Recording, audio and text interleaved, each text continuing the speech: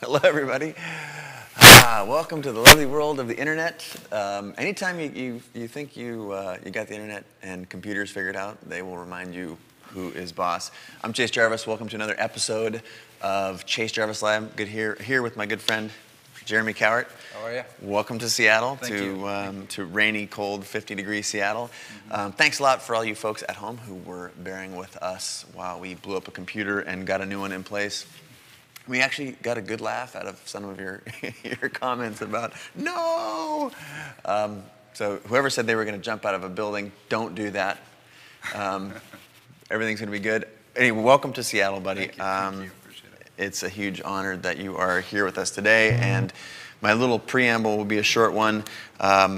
We're going to dive into Jeremy's world, but before we do, I want to let the world at home know what I have done to you. I have drugged you into this new space. Basically, normally we broadcast from our studio up in Wallingford, the Wallingford neighborhood of Seattle, above Gasworks Park.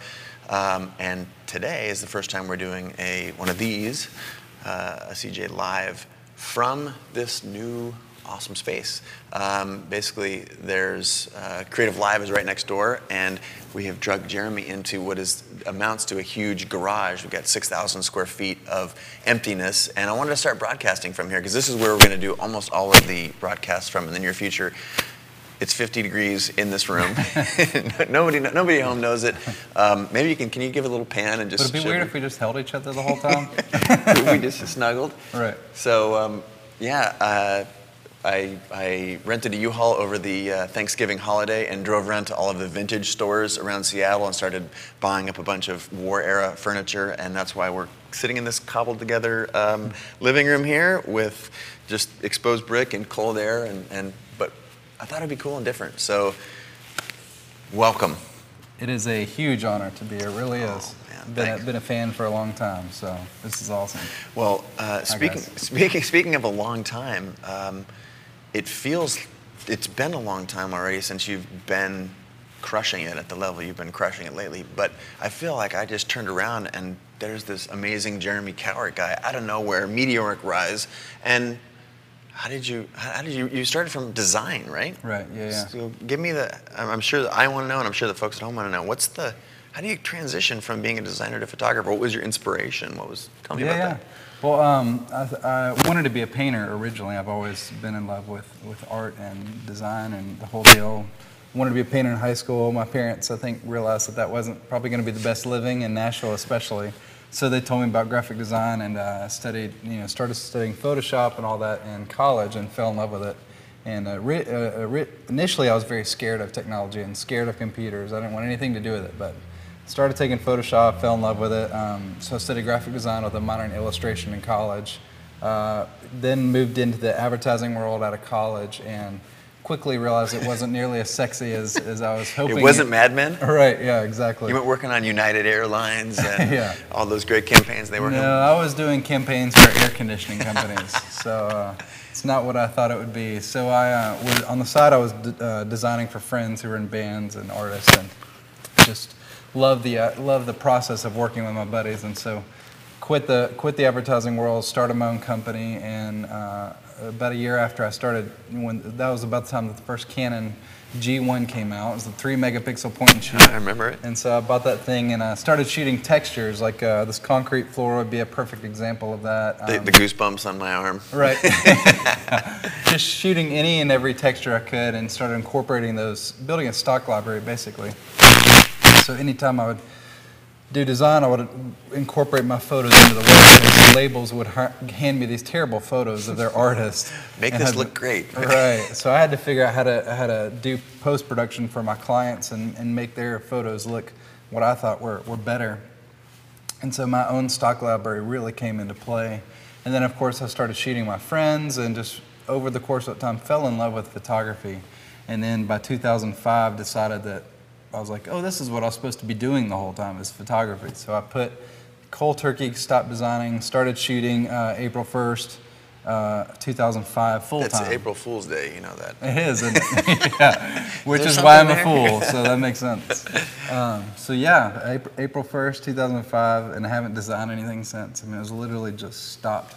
Okay, to me, that's a really interesting, I guess, departure point, because that idea of throwing yourself out there, of taking a jump, of taking a risk, and we've talked offline about, was it advisable? We'll get to your progression in a second. You said you took a loan out. We'll go there in just a minute. But this drawing a line in the sand and saying, now I'm a photographer and this is what I'm doing.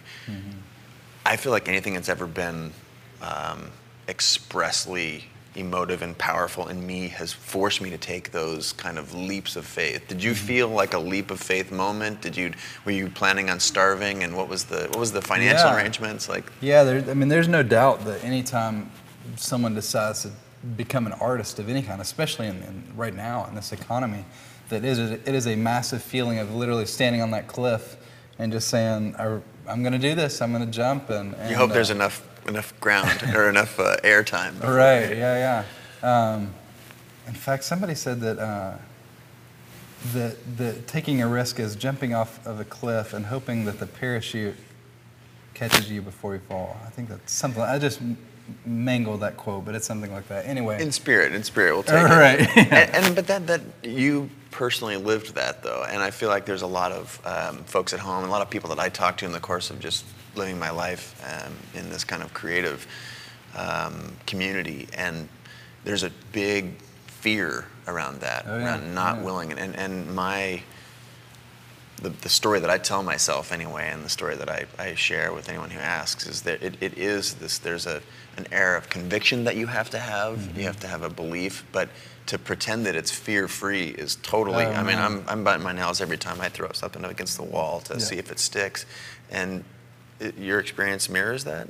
Absolutely. I mean, people assume that because I've shot certain celebrities or because I've worked with labels that I'm just busy all the time, I'm jet setting, and that's not the case. I mean, I feel just as much as ever that this is a faith-based business. I mean, I don't know what's going to happen next month.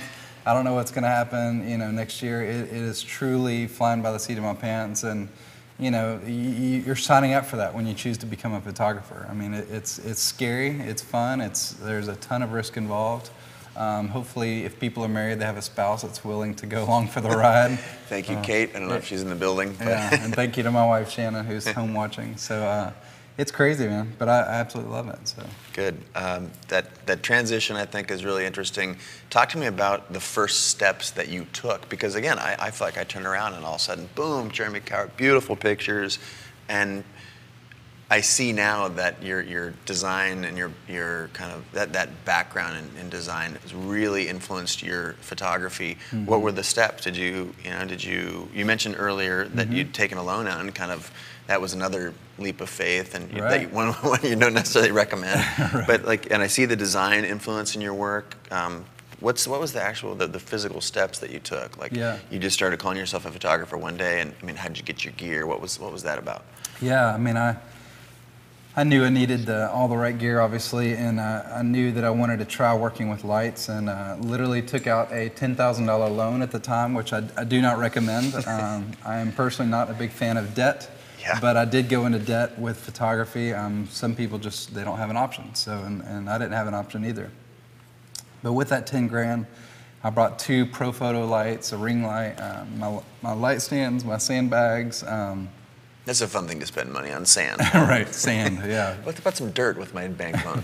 Yeah, and so bought my first camera, which is a Canon DSLR Mark II. I don't remember what it was. I lose track of all the marks. Right, yeah, all the marks. Numbers, right. So got a couple lenses and just jumped in, man. And I was already shooting for labels at that point, because before I was designing for the labels. So when I told them, hey, I'm doing photography now, they thankfully trusted me enough to say, all right, well, here's a photography job. And so a lot of people say, well, how'd you get your relationships? And that's kind of how it worked, is through friends who then got signed to labels. Then I worked with the labels. So anyway, labels would hire me to just show up with my brand new gear. And I was so dumb that I didn't even know that it was a smart idea to hire assistants. It was literally me showing up with all this gear. Give me a few minutes, guys. I'm going to run over and set up this light stand. That you really didn't know how to use. But I didn't know how to use, yeah. So I was literally just running all over set, setting up my own lights, plugging things in, and just being clueless, but figuring out as I went along, and just, again, it's not something I necessarily recommend. It was my path. I think every photographer has a different path. I do think assisting is a great way to go for a while. But it was also kind of fun, just literally jumping in head first and having to figure it out on the spot. So. I think both you and I have lived that path. Like, I never assisted for anyone, and that total immersion, and the people talk about that when you're learning to speak a foreign language, for example. The sink or swim mentality that has a tendency, at least for me, to bring out holy crap, nail biter. Right. It's on, and I want to defeat this idea that somehow professionals like yourself or myself have it figured out, because we're all, I feel like, just one step ahead of the tax man, one step ahead of the Right. one step ahead of the job. My wife Kate used to be a teacher, and she talks about just being one or two steps ahead of her 7th grade class. You know what I mean? Yeah, absolutely. And that's, I guess it's indicative of your rise in the industry is indicative of that spirit of being willing to throw yourself out there. You've thrown yourself out there in a number of capacities. Help Portrait, for example. And you just had a new DVD launch. Let's talk about Help Portrait for a second. So, for those of you at home who don't know, which there's probably just a small fraction of people who don't know about Help Portrait, why don't you give us you've got a great little tagline. It's like a movement of photographers helping people in need, or something like. Give me that tagline, and give me the foundation of it. What got it started? Well, I'm really glad you asked. I'm excited to tell you this, because you didn't know this little bit of fact, but you actually have a piece of the Help Portrait story. I can't wait. It's so exciting. I love it. So in 2008, there was actually this video. There's a few things that started it, but there was a video called Advent Conspiracy, and it's basically this movement. It was really started in the church, but people saying that enough of this American consumerism at Christmas, where we get so stressed out about buying stuff and stressing about what are we going to buy each other, and just spending. And the whole thing was, what if instead of that mentality, we got obsessed with giving and making things with our hands and serving people and doing things with our talents. And they had this video at the time, and I was so moved by it. I was like, man, I want to do something with my camera. I want to figure out a way to help people at Christmas. And I don't want to just go shopping and buy my kids more toys that they don't need. And so it's kind of born out of being inspired by that. And then around the same time, you were doing a video. You had done a get-together in Seattle for photographers. This was a few years ago. Yeah, I remember. And I remember thinking, it's really cool that he's doing that, but what if instead of shooting models or shooting, just random people, what if you kind of kill two birds with one stone by getting the photography community together, but then serving people in need? So it's kind of, you're establishing community parallel to the camera and across the camera. It's going both ways. And so that's brilliant. All of that established the idea for Help Portrait. So in 2008, we did our first event just in Nashville. There were about 8 photographers. We photographed about 60 people in a gym. And what struck me was that photography was just the catalyst. It was really about being with these people and spending time with them and getting to know them, and just an amazing day. So afterwards, I posted a video on Facebook, and it blew up with other photographers saying, hey, if you ever do this again, please let me know.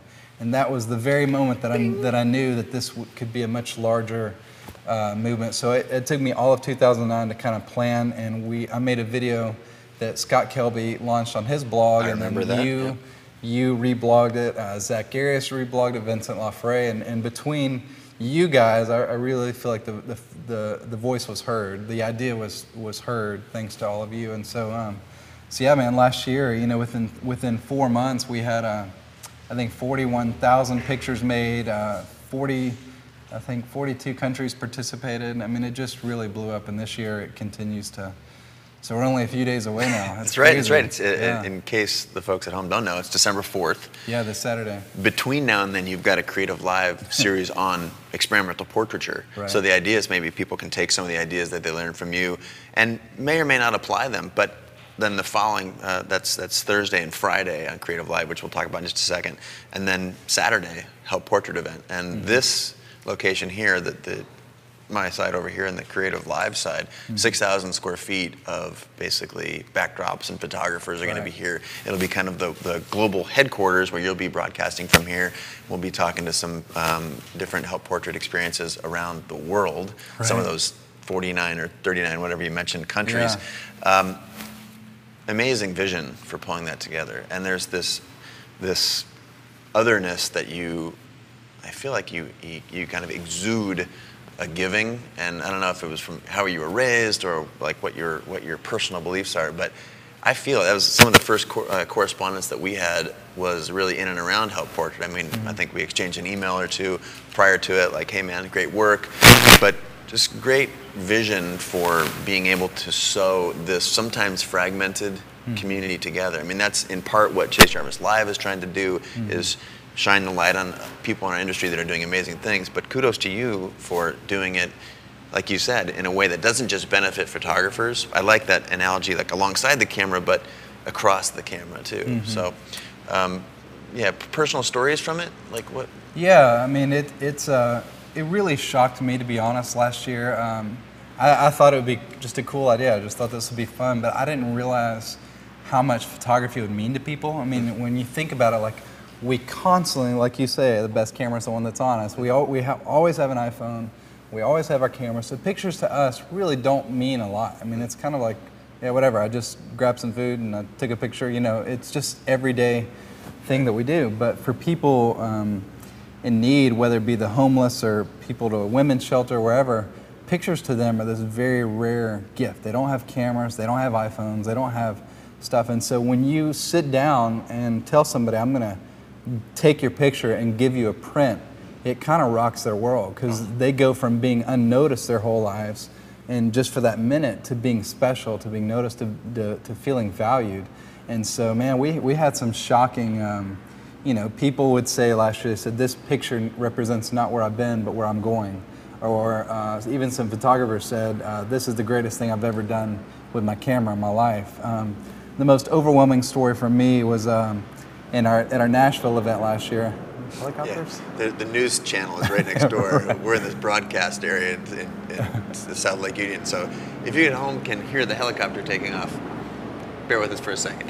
Yeah. But like, well, yeah, photographers really were moved by it as much as the people were exactly. photographing. Yeah, man, photographers were blown away. And I think my favorite story was last year in the Nashville event. I had made it through the whole day without crying, without showing any emotion. I was fine. And at the end of the day, our hair and makeup artist, she said that she became the counselor for all these women getting their hair and makeup done. Because that's another thing we do, is we glam them up with hair and makeup. We try to give them clothes, all that stuff. And so this girl sat down and she started sharing that when she was 11, her father would torture her. He would pour acid on her. And so he had poured acid on her face. And so her whole life, her face has been scarred. And so she's dreamed her whole life of having a professional photo shoot done with enough makeup to where you can't see her scars. And so that day was the first picture she'd ever had done with her scars covered. And when my makeup artist told me that, she was bawling, and I lost Yeah, that's heavy. Yeah, it was very, very heavy. And that to me was like the moment where I realized what help portrait was. I was like, this is so much greater than photography. This is so much greater than us. You know, this is really something special. And that's when I knew that, you know, just what a truly special thing it is. And I hope photographers out there just do it. You know, I know a lot of times we tend to get competitive. Oh, that's Jeremy's idea. I'm not going to do that. I'm going to go do my own thing and forget about me. This isn't my thing. In fact, I've got a huge team that helps me. I mean, this isn't about us. This isn't about you or Creative Live or any of us. This is just about photographers serving the community and getting out there and just.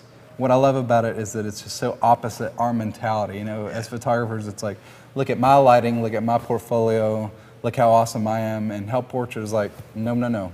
We're not even showing the pictures, just go serve. And it really is a beautiful thing, especially around the holidays. So. Yeah, super inspirational to me, and everyone that I have spoken to about it is deeply moved by it. So kudos to you for figuring that out. And that's at help-portrait.com. .com. Okay, they can tune in to learn a little bit more about that. And again, Saturday the 4th, we'll be broadcasting on creativelive.com, the worldwide event. So, and I wanted to mention too that there's probably maybe a lot of people wondering if they're not aware how they can get involved.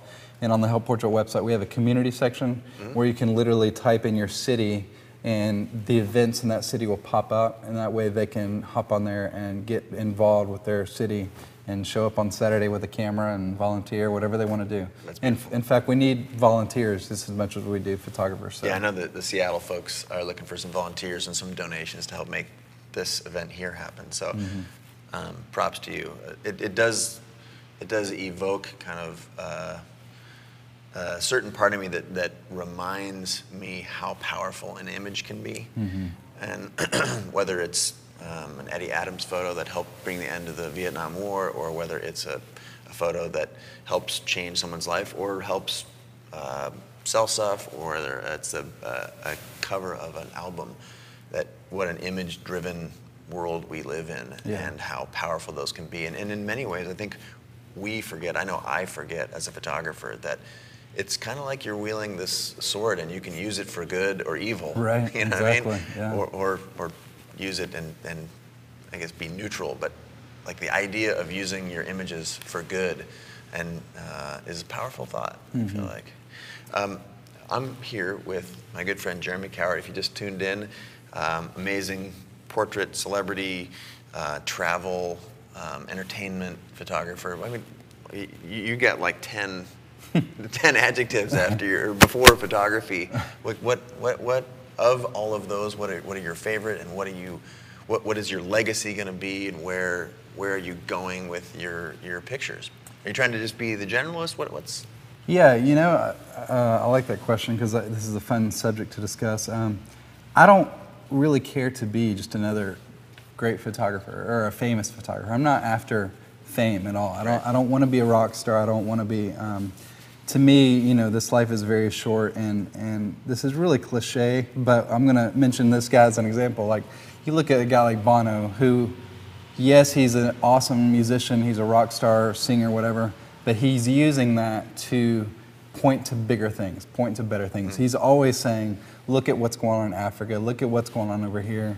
And I think that's a great example to follow for anybody, you know, for everybody. And so, you know, for me, I love this contrast of, you know, I just shot a show for E! Called Bridalplasty. It's as Hollywood. It's about plastic surgery. You know, it's as Hollywood as it gets. And then I go over and I travel to Africa, or I go to Haiti, and I love those contrasts because I feel like I'm able to use what our world, what our country glorifies, our culture glorifies, and be, you know, try to be excellent in that world, but use that platform to say, no, these things are where we need to focus our attention. Does that make sense? Oh, like, it's beautiful. You know, using your platform to point to more important things, I guess is what I'm trying to say. Yeah, so, you know, so for me, that's what this is all about. I went down to Haiti right after the earthquake, and I did a project there, and so I love those contrasts, you know, being able to experience both worlds. I feel like in a really bizarre way they play together. And our friend Joey Lawrence, he does the same thing. What's up, Joey? Nice moves. So anyway. No, that's beautiful. I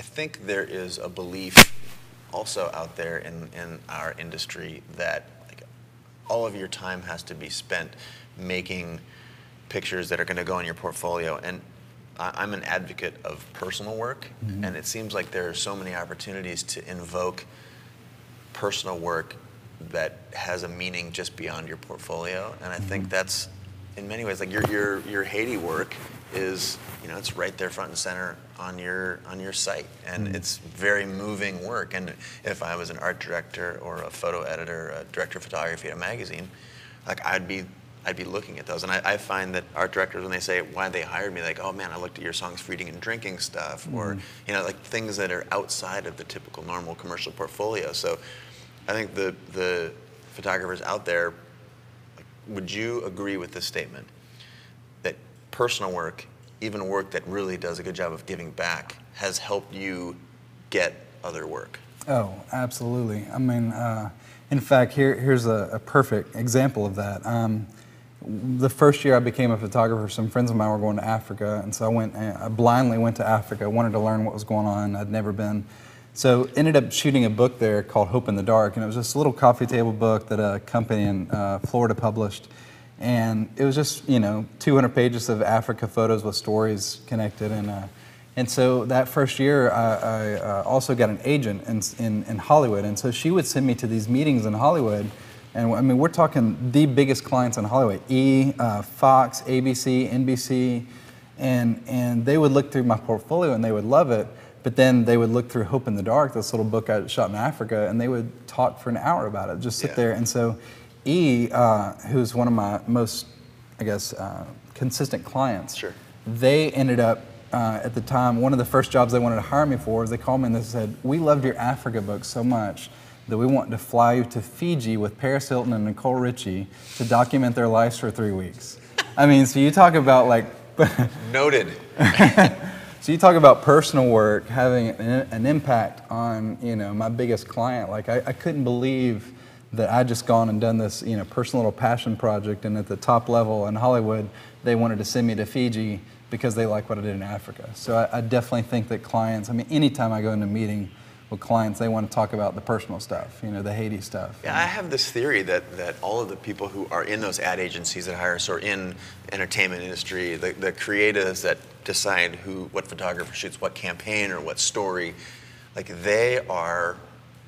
they're deeply creative in their own right, and they have chosen to work within a set of rules at a company where they can, they have this much latitude. Mm-hmm. But in their core, they're very, very creative people. And when they see this creativity that goes beyond just, here's my commercial portfolio, that's moving for them. And my personal experience mirrors the story you just told. The crazier things I do with my personal work. Mm-hmm.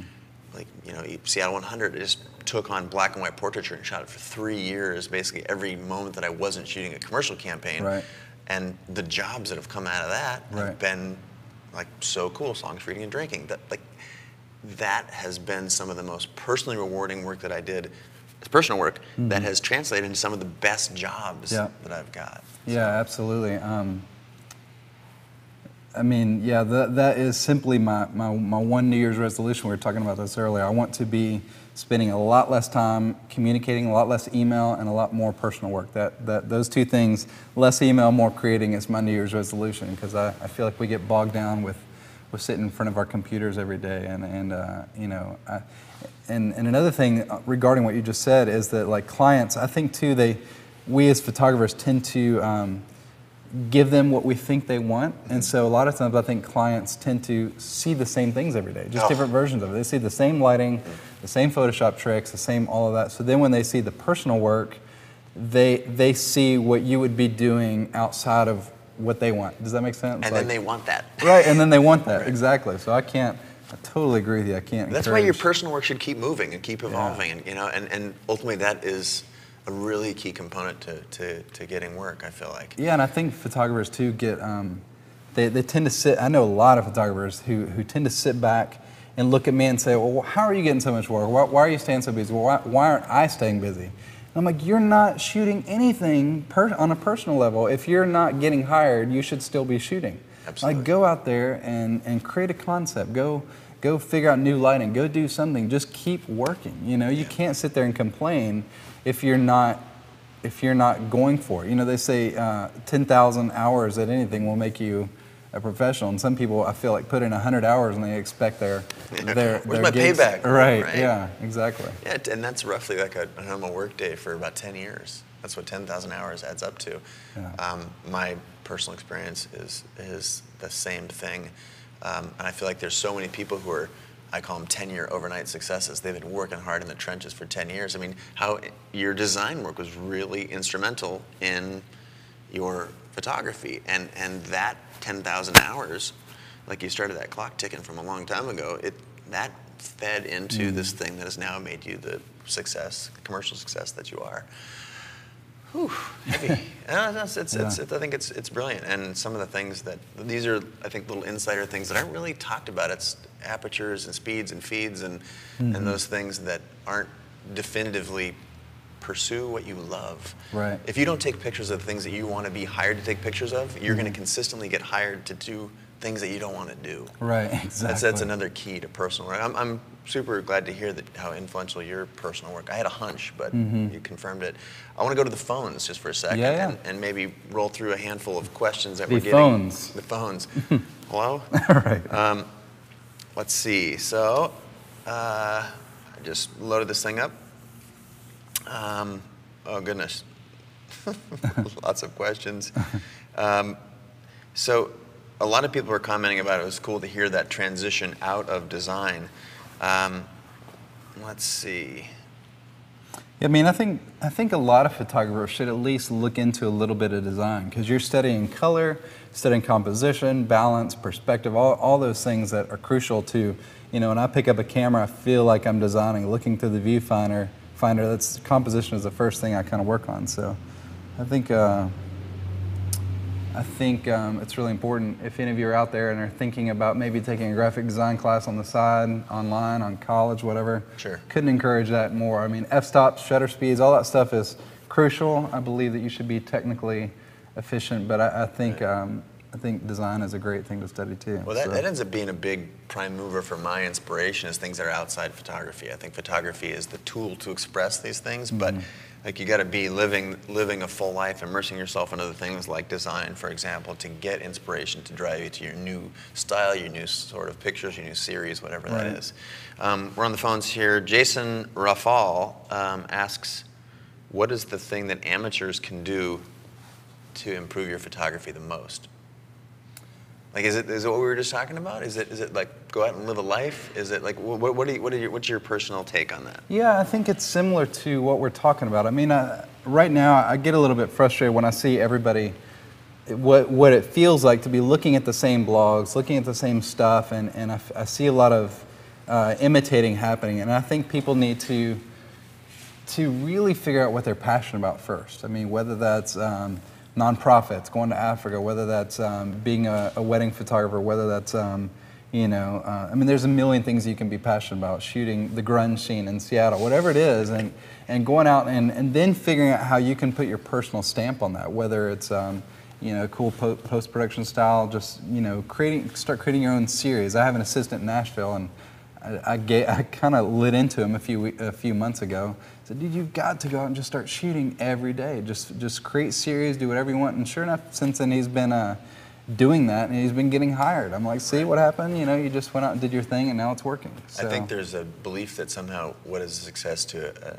or what begets success for an amateur is somehow different than what begets it for a professional. And I think they're pretty close to the same thing. It's actually taking pictures. You know what I mean? And it's I remember I said the dirtiest secret in photography is that you have to take a hell of a lot of pictures to get the ones you want, and that amateur or pro, like that doesn't have any bearing on that. And the more you shoot, there's a spirit of creativity that you develop. You're actually getting, I've talked about Michael Jordan has 26 game-winning shots to his name. Dude, now you're talking my love language. Michael Jordan's my hero. But like, he has maybe 26 game-winning shots at the buzzer, but he's missed the 150. Yeah. And if you're not shooting, it's impossible to score. Right. And if you're not taking pictures, it's impossible to get a good one. Right. Exactly. So that'd be my. And of course, I know a lot of people that are out there who are more on the marketing and branding. I mean, all of this stuff goes together. I mean, I also think you have to be aggressive with, especially for amateurs, have to be really aggressive about getting over that awkward social thing. They have to if they want to be a band photographer, they need to be going to shows every weekend. If they want to shoot weddings, they start needing to get to know the wedding planners in their town. You have to go after. Obviously, Twitter and Facebook is a great avenue now to put your work out there. But those are just tools, like that. Like you just said, your resolution is to do less email and more creating, which I think we should retweet that. Like New Year's resolution, less email, more create. Yes, please. And if you guys can send that out into your audiences, that'd be great. The spirit behind that is the one that I think matters. Is as so many photographers, they lose themselves in social media. And I think people ask me, oh, you're so, you do a lot of social media. Like, I wake up and I do that for like 30 minutes. get a post out, send, and then I'm out there doing that. And I think a lot of it's easy to fall into this trap for aspiring photographers and professionals who want to get ahead or get their work out there to like get intertwined too deeply in social media. Like, dude, you need to be making stuff so that you have something to share. So when you send that one picture out, it really gets noticed, you know, and creating stuff. And I'll be honest, man, I've fallen into that trap, and then that's my New Year's resolution, because it is addictive. I mean, as much as I hate to say it, we all love to see, ooh, how many more followers do we have? We're always watching our thing, and I love Twitter, but I really want to back away from it in 2011, just a little bit. I mean, just to, again, be creating. I want to just back away from all communication, because that stuff is great and it's important, but I really want to create a lot more next year. So you gotta be shooting. You gotta shoot. That's right. All right, I'm gonna put that on pause for just a second. One of the things that was in part, and you correct me if I'm blowing this, one of the things that has inspired your forthcoming class on Thursday and Friday for Creative Live is experimental portraiture. And if you check out your portfolio online, or if you're thinking about what's core to your personal vision, a lot of it is, if I'm not mistaken, it seems to be like putting your camera in strange places, experimenting with strange lighting techniques, and that's really how you develop a personal style. I think that is always a question that's always asked, and here I'm already seeing a couple of them. How do you develop your personal style popping up on the Twitter feed here? Experimental portraiture, how that relates to you finding a style. Talk to me about that for a second. Yeah, I mean, I'm very ADD by nature in every way possible, and that comes into my photography, and I think that it's a good thing. I mean, my clients that I work with typically love that I move around constantly. I'm always reframing, I'm always trying something new. I might set up my lighting for a specific look and then move around the set to the other side and see what the lighting looks like from the reverse angle. How is it important how your feet are like some of the most underutilized tools in photography, like just moving around? Yeah, exactly. A lot of people do just stand there, and so yeah, I'm very experimental by nature. I love just to see what's possible. And when we started talking about my Creative Live class, I wasn't really sure, because freaking A, man, Zach Arias, I think, taught everything there is to teach in his class. He was amazing. I was really blown away by his class and how technically great he is with teaching about f-stops and shutter speeds. And so my class will be a bit different, because it's going to be much more just loose and experimental. I've got a lot of little tricks that I want to show people that I think will really work with any genre of photography, whether it be engagement shoots or band shoots or advertising, whatever. And so I'm in my element. I mean, my dream shoot is just to be in a big room of props and craps that I can shoot through and just try things, and give me about 20 lights and just let me play. And so that's kind of what we're going to try to do over the next few days, is just experiment and have fun. I want to take the words Creative Live literally. I want to just be creative live, like that's all we want to do. No, that is I believe another thing that is consistently under acknowledged, that we're out there taking hacks and taking chances and blowing it. And we get, you look at the take and like, oh, there's a lot of crappy pictures in here, but there's a lot of great ones as soon as you kind of let yourself go. My theory is that on set, I'm going to get the shot that looks like the brief that the client expects. I'm going to get that as early as possible. Right. And then I'm going to say, they're like, okay, we got the shot. And then I'm going to say, no, like, this is where it gets good. Yeah. And then you're allowed to kind of experience and express some creativity that differs from maybe the vision that's on paper that a bunch of people in a room came up with.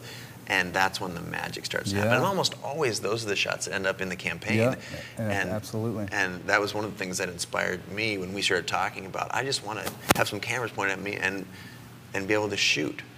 And that's what's going to happen on Thursday and Friday. I think you mentioned Zach's, such a great technical teacher. This is going to play off very beautifully. So for the folks that paid attention to what Zach did, that really understand, light shapers and modifiers, and I'm excited to see what you're going to do. Some cool. creative judo on set. Yeah. So that's, again, Thursday and Friday. Thursday and Friday, yeah. At creativelive.com. Back to the phones, if we can here, just for a second. I love calling these phones. Yeah, I know. A lot of people are really picking up on that personal work thing. Let's see. There's just a lot of props. Don't be afraid to ask questions, you guys. I'm scrolling through looking for questions, and they're all just, a lot of people really. Oh, here's a great question from Robbie Klein.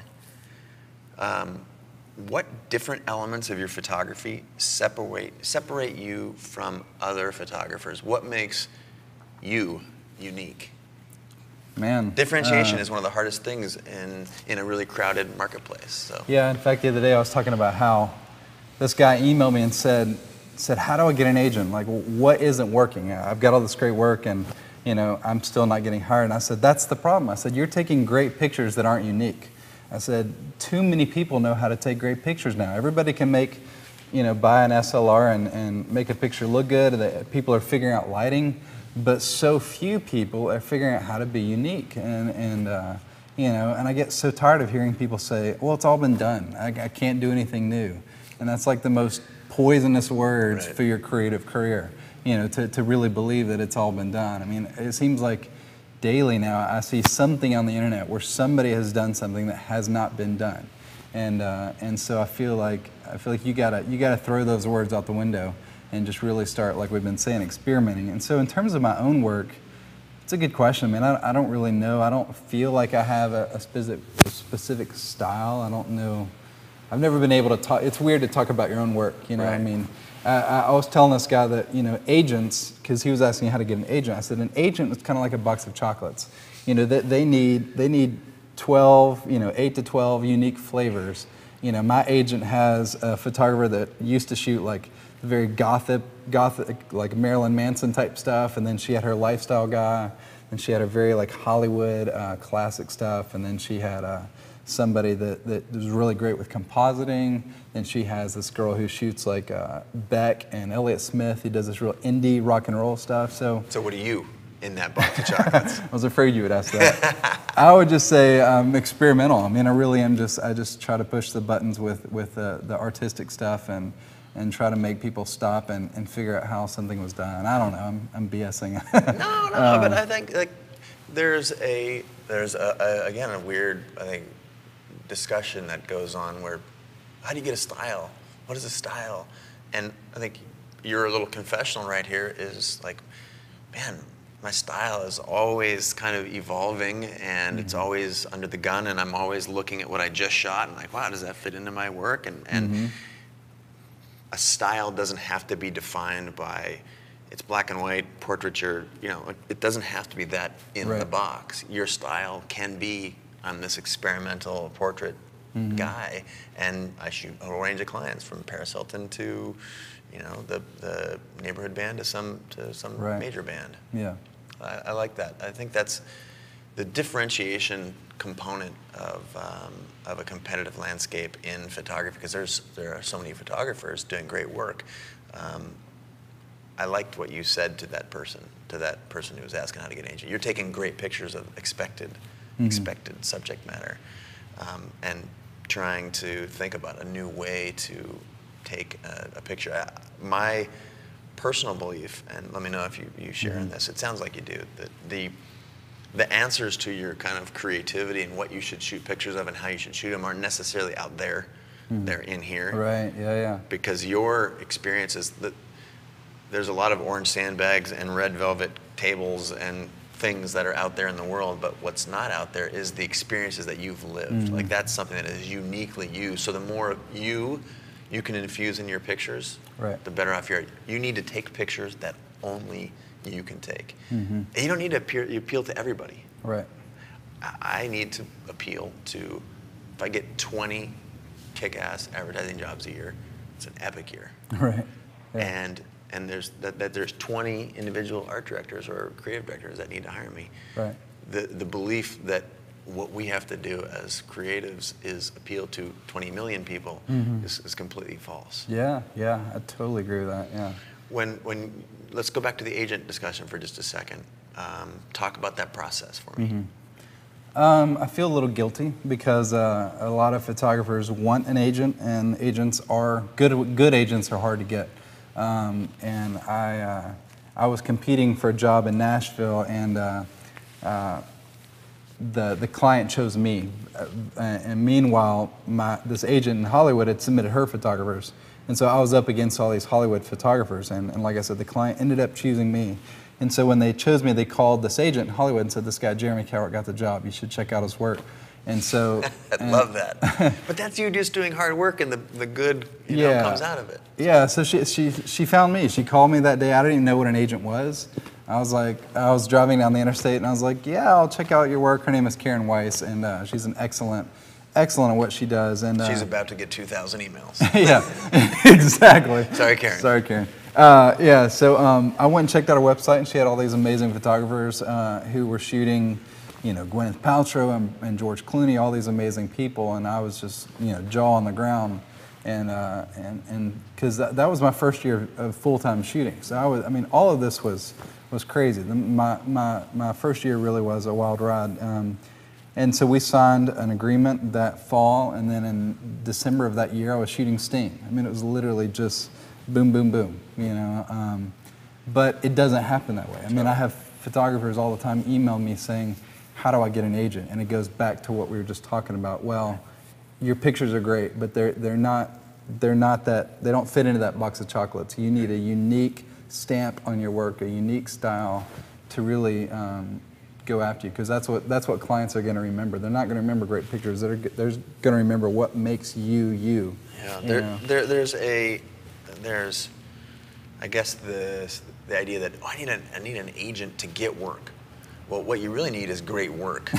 You know what I mean? Yeah, exactly. And the more great work you're doing, the agents are going to find you. It's kind of like when you put a video out there, show some pictures, and if they're circling around the internet, like. Mm-hmm. Hopefully the ones that it's a little bit of a meritocracy, like interesting, cool work. Mm-hmm. It's really, it bubbles, Yeah. And I think there's a belief that photographers are, as soon as I get an agent, everything's going to be great, and that couldn't be further from the truth. They usually expect you to be so busy that you need an agent. You know what I mean? Or that your work is so unique and out there that they can actually take that and do something with it, rather than having you focused on taking mediocre pictures and trying to sell them to mediocre clients for mediocre rates. Mm-hmm. I was going to say the same thing. Yeah, people assume that once you get an agent, you're free. They're just going to bring in all the gigs, and you can sit back and hang out. And in fact, it's almost the opposite. Like you were saying, it's like once you get an agent, you really have to work harder, because agents need you. They need you to help them help you. I need to be doing promos. I need to be updating my website. I need to be sending them my images to update their website. I need to be doing all this, staying in contact with the clients that they introduced me to in New York and LA. And it's a lot of work. And so don't anybody get the idea that once you get an agent, your life is going to be, scotch-free. And I also don't think that everybody needs an agent. It's. I'm an example of I've had gone in and out of agentness, mm-hmm. and I've felt the great things about both of them. Mm-hmm. I felt the crappy things about both of them at different times. Yeah. And it is a new era, mm-hmm. where we can share our work at a scale where we previously couldn't, where you used to have to literally walk around New York with your portfolio, mm-hmm. show it to one person at a time, or an agency at a time, or a small fleet of creative directors and art directors. Now we can it's out there all the time. Yeah. Well, it's kind of the same equivalent to the music industry. A lot of bands don't need the labels anymore. Yeah. So. And different strokes for different folks. And mm-hmm. Again, I ebb and flow out of it. I have maybe agents in different walks of my life, but this idea that people need an agent to get work is completely false. Mm-hmm. You need good work, the agent will come, and you should. If it's not saying you shouldn't look for a good agent, you shouldn't be actively pursuing them, but they want you to be making good work and be really active, not sitting back, as mm-hmm. you said.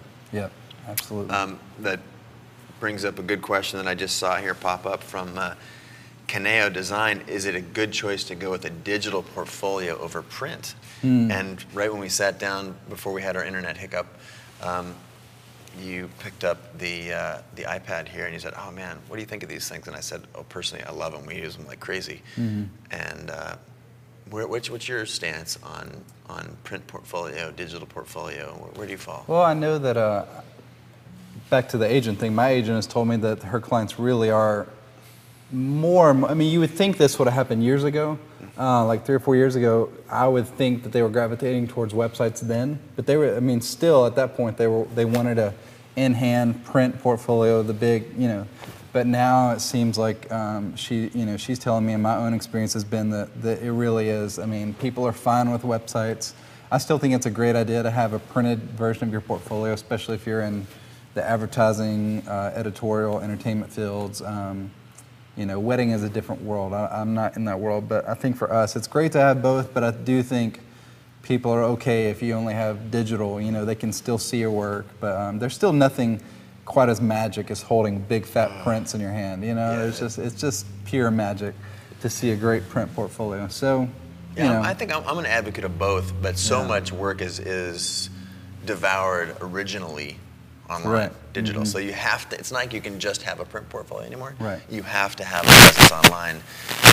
Have to might be a little strong, but like I don't know any photographer who doesn't have their work posted that is really active right now. Yeah.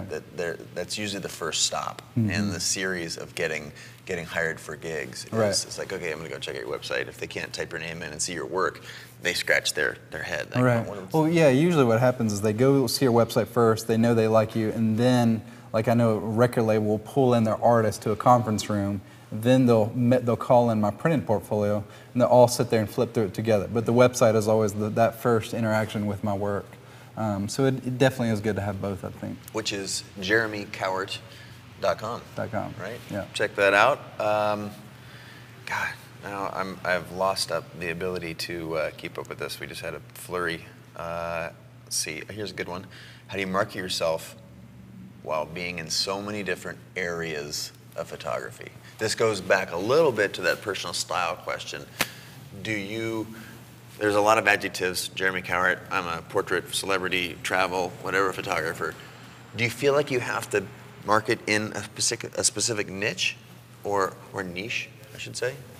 But when you think of yourself and you talk to a potential client, are you thinking in a particular box, or are you really letting yourself be unboxed? I mean, I feel like I need to work on marketing more. There's no doubt about that. I have a big, kind of presence in the social media world, and that is natural for me. It's not as natural for me to send out mailing campaigns or email campaigns. But I mean, between me and my agent, we both do a lot of marketing together. But we do email campaigns to her entertainment clients. We do. Obviously, I excessively tweet, which isn't, I don't know, it's kind of marketing, but not really. I do have some major clients on Twitter, but overall, I kind of rely on a lot of word of mouth. I mean, Nashville's a small town. There's a lot of labels there, so everybody kind of knows. That was going to be my next question. Yeah, word of mouth is huge for me, which has always been the biggest thing. I stirred up a lot of controversy a few weeks ago when I said something. I said, if your work is amazing,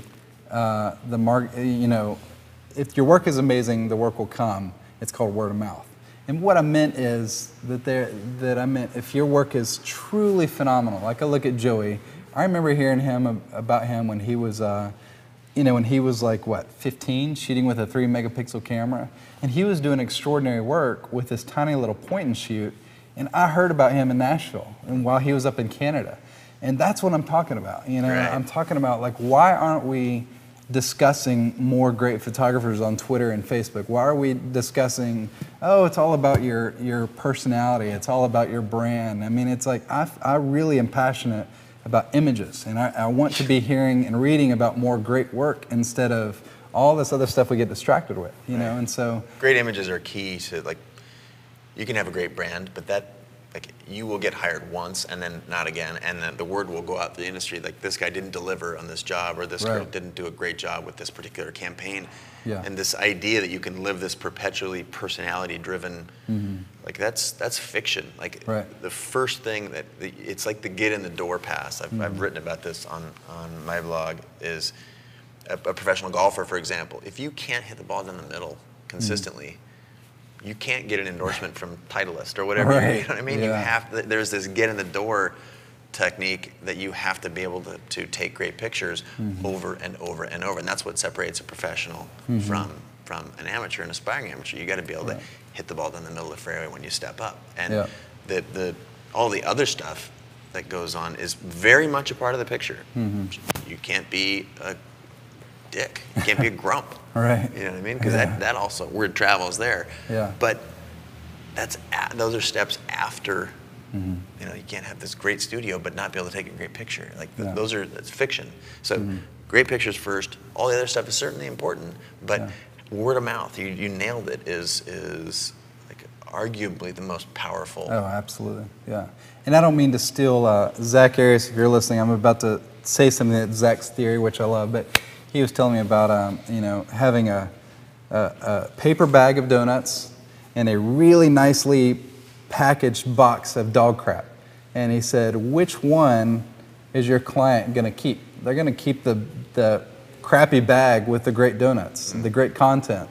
And they won't even touch after they open that nice box and see that there's dog crap in there. They're never going to go back, you know, obviously. Absolutely. It doesn't get any better, better said than that. So. Yeah, that's at the core of just having good work. And in many ways, I find that the stuff that's been the least packaged, then there's this air of discovery for the art director. And I also feel the same way in my kind of quest for cool popular culture and neat creative things. I feel like oh man, I found this thing, I discovered it. There's a sense of discovery, and like opening up that brown paper bag and finding great donuts in there, there's something more beautiful about it than just this perfectly delivered box of dog shit. So, can you say that online? I don't think you can, sorry. Why not? Anyway, great question. I'm going to tweak this to a geographic discussion because you've mentioned several times, we know you're from Nashville. And Nashville's not a huge, it's a music town, obviously, but it's not a huge market for photographers and design, and no disrespect. I would say the same thing about Seattle. Great urban town, a lot of good things going on, but a lot of the headquarters for a lot of what we do professionally is New York, Los Angeles, London, the places that we, or I know I can't speak for you, but I know you just come from LA and New York, but I'm in those towns a lot. But I don't find it required, like you used to be required to live there to experience that. How is it living in Nashville? Can the folks at home, can they live in Pennsylvania? Can they live in the Midwest and still have a great career as a photographer? I think first it depends on what industry you're in. I mean, if we're talking advertising and entertainment, I think it is possible to stay where you're at, and I would like to figure that out because I do love Nashville. But I think if you're going to stay where you're at, you have to work that much harder at making a lot of noise. I mean, you really have to have amazing work, because what happens is then you're not able to go to lunch with a client in LA or go to a bar and hang out. You're not able to have that one-on-one relationship. Your relationship then becomes a flurry of emails and every once in a while a phone call. You know, so that to me is the biggest separation. I moved my family this month to LA for 3 months. We did a house swap, and it was fascinating for me. It's the first time I've ever lived outside of Nashville. And as soon as I got out there, man, I called all my clients in LA and I said, hey, I'm in town for a few months, would love to go grab lunch. And so I go grab lunch with a guy from a big TV network. And he's like, man, I'm so glad you called, because it kept your name in my head, and I've got a job for you this week. So literally the week of moving to LA, I have a big TV gig just because I called and said, hey, let's go grab lunch. And so that is by far the biggest benefit to being in person. FaceTime trumps everything. Yeah, absolutely. And do you believe, though, that it's like you don't live in LA. You went there, albeit for 3 months. Right. It's kind of a long time to be somewhere. But you went back to Nashville, and now that person's going to remember you. It's really about getting FaceTime, whether you're traveling and walking your book around New York. There's nothing like it. But it's not necessarily required anymore, mostly because that same vehicle we talked about, you go through to, they see your online portfolio, then they call in your book.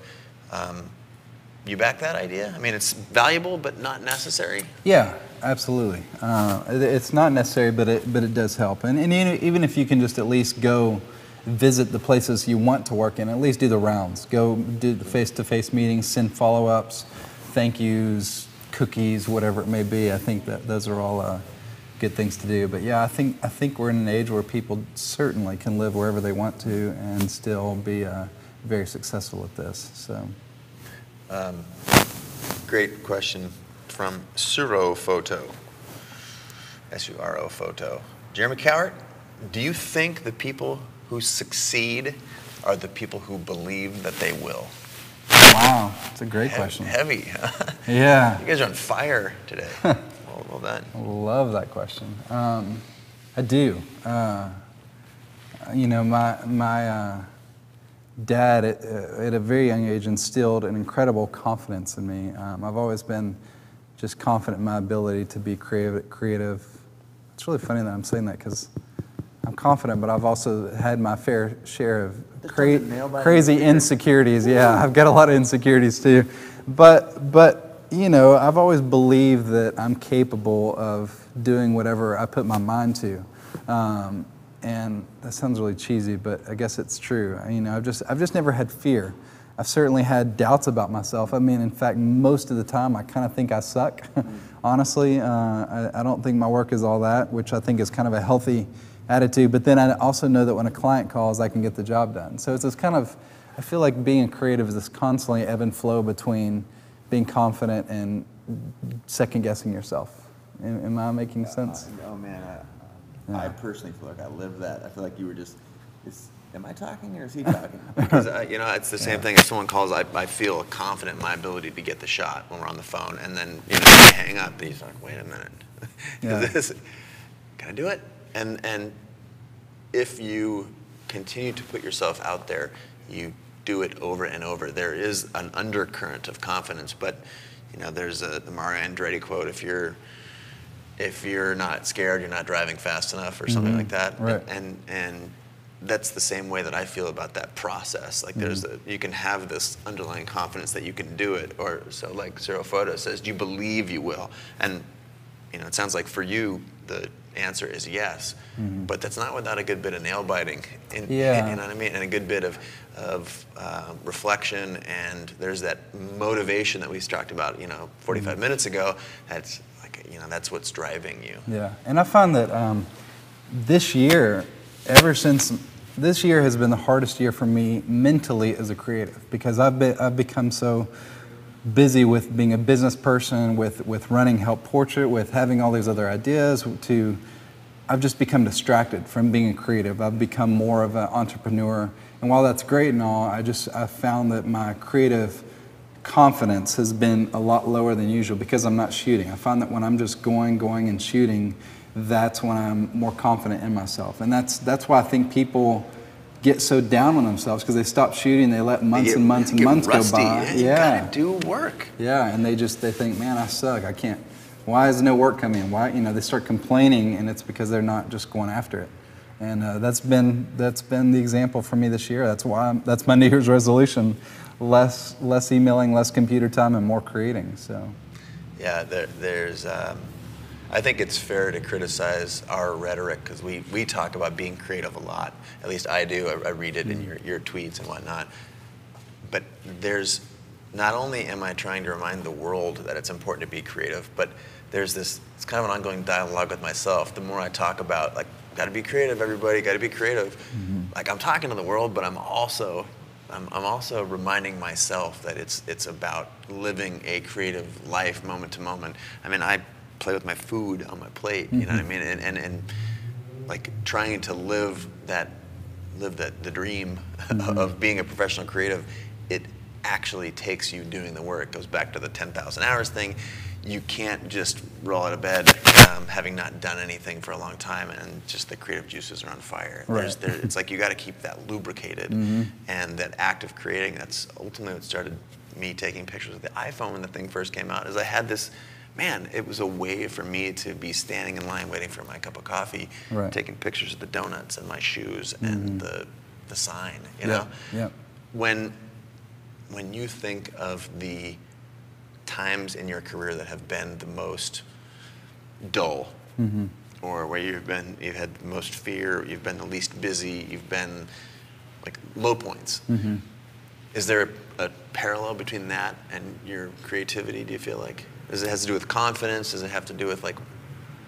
Yeah, I mean, honestly, like earlier this year especially was the slowest I got, and definitely was because it was in parallel with confidence. I mean, it's a lot of things, the economy too, but you know, I just wasn't pushing myself hard because I was getting so distracted with life and all my other ideas that I want to do. So I have to be careful as a business person. I know you're the same way. You're going 90 miles an hour.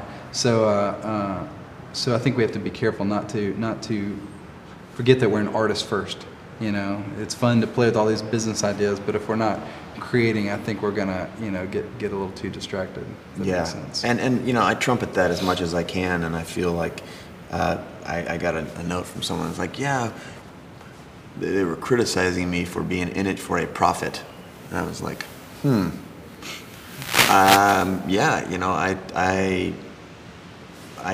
I try and live this message of creativity, everything from taking pictures every day with my iPhone to traveling around the world to doing all the projects that I feel passionate about, that drive me, that move me, that get these messages out.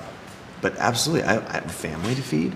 I have bills to pay. I mean, like, and so there's this. I want to refute the idea that art and commerce are only at opposite ends of the spectrum. Like that, you know, you need to make a living, right? Tell the people out there in the world that it's okay to focus on that, because it's a part of being a professional creative is getting paid for your work. Yeah, I really believe so much in the idea that, you know, right now I think it's a harder time than ever to make a living as an artist. And, you know, with Help Portrait, people think we're encouraging free photography, and that's not the case at all. That's about serving people who would never in their wildest dreams have access to getting their picture taken. That's a whole separate thing. So I'm all for, man, people providing well for their families and doing whatever they have to do as an artist to create. I mean, it's really the wild, wild west right now. You know, I look at you and all the different things you're doing, and it's both intimidating and really exciting because there's so much that hasn't been done before between social media and technology and iPads and video, and so yeah, I don't see why anyone would argue that we're in this that it's weird that we're in this for profit. You know, it's like we got to pay our bills. Totally. And I don't think that's not like a pervading opinion, but it's weird when like that people ask like, oh, geez, well, you know, you are trying to grow your audience online, Jeremy. Like, yeah, because that's maybe where people hear about you and hire you, right? So you can put food on the table. And so yeah, it's a weird thing. Even with this DVD I'm doing, I feel like people. You're right on it. I was just about to go there. Oh, really? Nice. Yeah. I mean, you know, people think it's weird that I'm making a DVD and selling my knowledge, but it's not only a great way for me to continue smoothing out the roller coaster of photography, but I just love sharing. I mean, as long as I've been doing this, people have said, I just want to come see you work. So finally I have this outlet to show people how I work and what I do. But not only that, for me it's a cool challenge, because if I'm putting all my knowledge out there, I'm both teaching everybody, but then I have to go learn something new. Right. Because now I'm exposed. Everything I do is out there. Not that anything I do is that special or whatever, but I personally like teaching, because like tomorrow I'm going to show you all kinds of tricks I've done on my own shoots. And I like that because it forces me to start new and go find new tricks. And then maybe in another 5 years, I'll come back and show you all the new tricks I've learned then. So I enjoy this, like doing a DVD and doing Creative Live and the Kelby Media stuff and doing all this and putting it all out there, and then feeling naked and like, okay, I'm gonna go start over and I'm gonna learn new tricks. Because it keeps you going. You know, when you put it out there, there's it's a great motivator. I don't know. I think we have your trailer queued up for the DVD, and cool. And since we're getting super low on time, I'd love it, D, if you can maybe scrub through or just hit play, and we'll play maybe the first. It's like 3 minutes long, right? Maybe we can play the first 90 seconds of that if we could. Go ahead and show them that trailer. I think it might take about 3 or 4 seconds to cut to it, but we will sit here patiently while you guys watch that.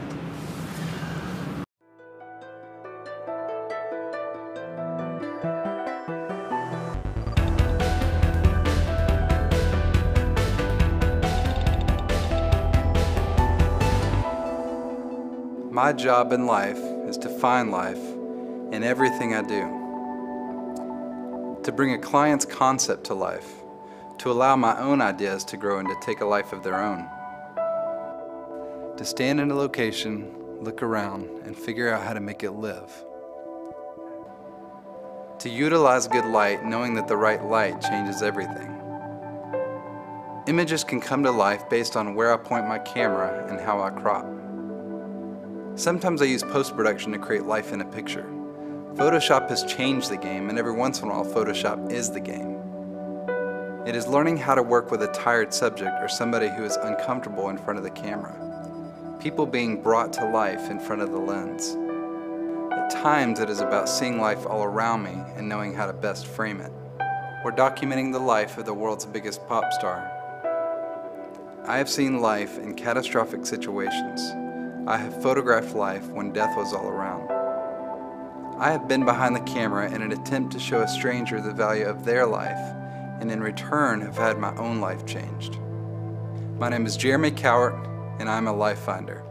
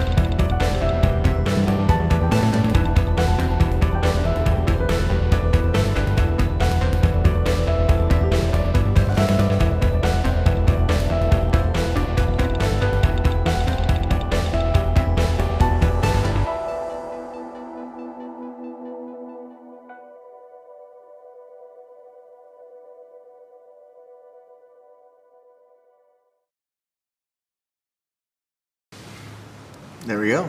So that should give them a little insight into the DVD that you made. Well timed in advance of the holidays here. We did. I promise we didn't plan it that way, and I also didn't mean to line it up with Help Portrait. We were trying to put it out in September, and you know how delays work. But yeah, I know them well. And by the way, that the finished version of that trailer is at lifefinderdvd.com. If anyone wants to check out the full trailer. Yeah. And which is a great segue kind of back into this educational thing. You're talking about giving away education, which is the principle that Creative Live was founded on, is giving away free education to anyone who has access to an internet, which, to bring us back to that, you're going to be doing that. Today is Tuesday. Wednesday, which is tomorrow, you're going to be like in the paint, preparing. Yes. And then Thursday and Friday, Thursday morning we start. People can go to creativelive.com, click on courses, and here you have a big banner front and center. People to click on that and register. Just let them know that you're going to be that they're going to be tuning in to watching you. And again, anybody can watch it free, live. There's a replay that night, and then if they want to keep it, they download it and put it. You guys know this routine for sure. So he's going to be really doing it. I mean, I've seen his course schedule. We were just talking before we went live. He's got way more material that can possibly fit in his 2-day class. So it's going to be a fire hose. You should prepare to be taking notes wherever it is that you are around the world. And we're very much looking forward to that class. I'm going to be in Miami, unfortunately, for both those days, but I'm coming back. I'll be glued to this thing for all of my my non-working moments when I'm down at Art Basel. I know you will kick tons of ass while you're doing it, but I'm coming back just to in time to pair up with you again on your Help Portrait stuff, which again is Saturday. What do you have in store for that? I mean, what's going on in your brain there? I know this is a really important thing for you. What's going to be the number one thing on your mind?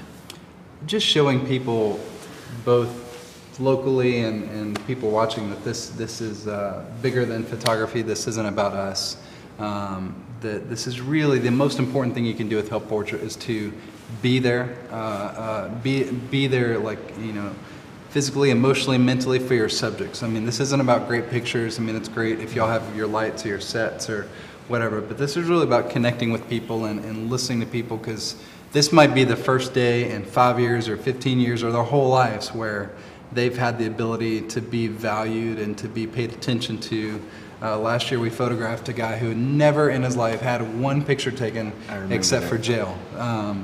And that was pretty common across the board, is that these people have never had their picture taken. So this is really just about focusing on people. I'm going to be here just to check in with different locations around the world, and as you will be. And be right here with so you we're just the same couch. Yeah, so we're just here to host and to see what's happening globally with the Help Portrait. As of last week, we have 585 groups of people in 57 countries and 49 U.S. states actively doing this. We need that 50th U.S. state. Yeah, Wyoming, where are you? Wyoming, if we do anything out of this broadcast, we need to get Wyoming on board for Yeah. Oh, I'm personally incredibly excited about it. To be able to, like you said, be present. And what we're hoping that broadcasting this event live is not so all you photographers sit down and watch it, but people, like, if you are going to be involved, go out there, throw your gear, your heart, your passion, your volunteerness into the event and help make the world a better place. If you're not going to be involved this year, you don't have time, you're like, at least tune in when you can. This is supposed to give you an idea of what it could be like to experience it, and a way, maybe a thread, a connecting thread, so that we all remind ourselves that we're doing this as a global thing. So Right. tune in to creativelive.com/live to check that out. Cool. There's about just under 10 minutes left, I think, and we're inside of 5 minutes about. What haven't I asked you about that you want to share with the world besides the temperature in this building is freezing now? I want to know, and Twitter wants to know, what is next for Chase Jarvis? That's what I want to know. Oh, wait. I thought I was interviewing you. I'm going to Art Basel down in Miami tomorrow to work on a project that integrates photography and street art and the NBA through a project called The Art of Basketball. People can go online and check that out. The outputs from that, I'm going to go down there and work really hard for 3 days, and the outputs from that are going to be something I'll be able to share a little bit later. It's been a super crazy year for us. Yeah. And we're heading into the last kind of 2 weeks of the year, where I kind of take it to reflect. Like I just looked at the beginning of every year, we come out of the new year with a plan. There's a bunch of boxes we want to check, and in the last 2 weeks of the year, I'm going to be, how many boxes did we check? What's the direction? So it's a little bit, it's a great time of reflection.